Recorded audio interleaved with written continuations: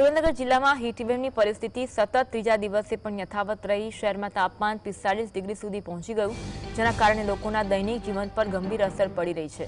ગરમીના કારણે લૂ લાગવી, તાવ આવવો અને માથાનો દુખાવા જેવા આરોગ્ય સંબંધિત કેસોમાં નોંધપાત્ર વધારો થયો। શહેરના કેટલાક વિસ્તારમાં નાગરિકોએ પોતાના સ્તરે ગરમીથી બચવા અનોખા પ્રયાસ શરૂ કર્યા।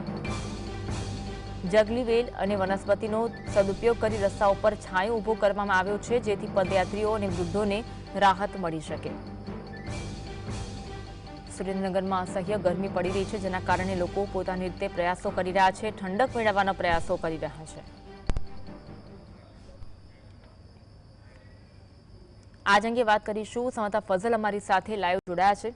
ફઝલ, સુરેન્દ્રનગરમાં સતત 3 દિવસથી ભારે ગરમી પડી રહી છે, લોકો ત્રાહિમામ પોકારી ઉઠ્યા છે। હવે તો લોકોએ પોતાની જાતે પ્રયત્નો શરૂ કર્યા છે, કેવા કેવા પ્રયત્નો લોકો કરી રહ્યા છે? ખાસ કરીને સમગ્ર ગુજરાત રાજ્યમાં જે ગરમીનો પારો છે તે સતત ઉંચકાઈ રહ્યો છે, ત્યારે સુરેન્દ્રનગર જિલ્લામાં પણ વહેલી સવારે 40 ડિગ્રી નજીક તાપમાન પહોંચી જાય છે અને બપોરના સમયે આ તાપમાન 45 ડિગ્રીમાં પરિવર્તિત થઈ જાય છે।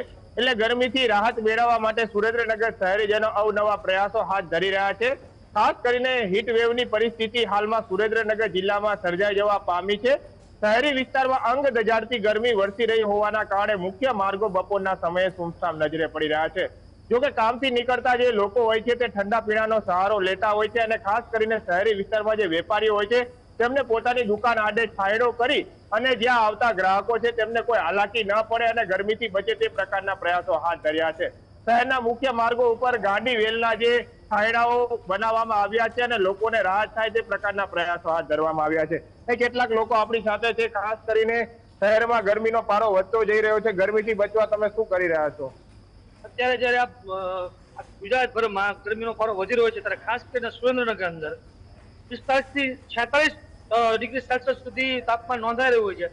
ત્યારે ખાસ કરીને 2 થી 5 તો જાણે રસ્તાઓ સુનસામ હોય છે, લોકો પોતાના ઘરમાં જવાનું પસંદ કરે છે, પછી એસી હોય કે કુલર હોય, ખાસ કરીને પંખા અત્યારે જાણે દજાડતા હોય એવી પરિસ્થિતિ છે, એટલે લોકો ઘરમાં જ રહે છે।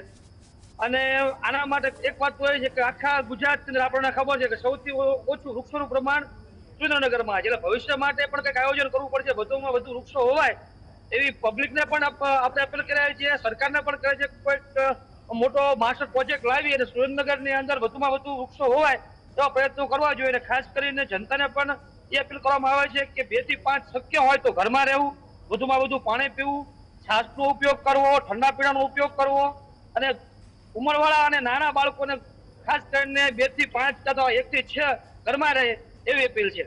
ખાસ કરી અન્ય એક શહેરીજન પણ છે, હીટસ્ટ્રોકના બનાવો બને છે, લૂ લાગવાની ઘટનાઓ પણ બને છે। હાલ તમે પણ ઠંડા પીણાનો સહારો લઈ રહ્યા છો, કેવી પરિસ્થિતિ? હાલ જોવા જઈએ તો સુરેન્દ્રનગરની અંદર બપોરના ટાઈમે બહાર નીકળી શકાતું નથી અને વારંવાર પાણી પીવું પડે છે, ઠંડા પીણા પીવા પડે છે। નીકળતા લોકોને પાણી પીવડાવવામાં આવે છે। સુરેન્દ્રનગરની અંદર અનેક નાની મોટી સંસ્થાઓ દ્વારા પાણીની પરતની સુવિધા કરવામાં આવી છે। સુરેન્દ્રનગરની અંદર ઠંડા પીણાની ઠેર ઠેર જગ્યાએ સુવિધા કરવામાં આવી છે, છાશની સુવિધા કરવામાં આવી છે।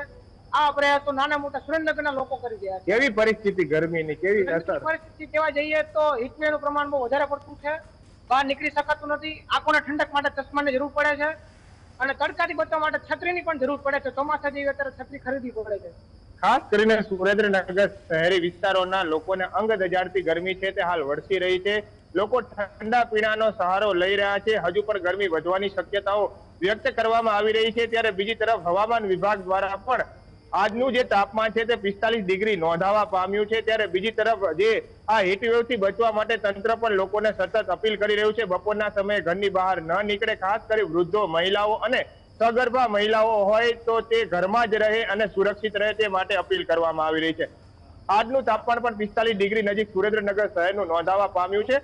આકરા તાપથી લઈ શહેરીજનો પરેશાન બન્યા છે। ત્યારે ગરમીથી બચવા માટે જે ફનવર્લ્ડ પાર્કો આવેલા છે, જે વોટર પાર્કો આવેલા છે, તેનો પણ શહેરીજનો ઉપયોગ કરતા હોય તે પ્રકારના બનાવો સુરેન્દ્રનગર શહેરી વિસ્તારમાં બની રહ્યા છે। મહાનગરપાલિકા દ્વારા પણ શહેરી વિસ્તારમાં પીવાના પાણીની પરબો ખોલવામાં આવી છે, છાશ કેન્દ્રો ઉભા કરવામાં આવ્યા છે।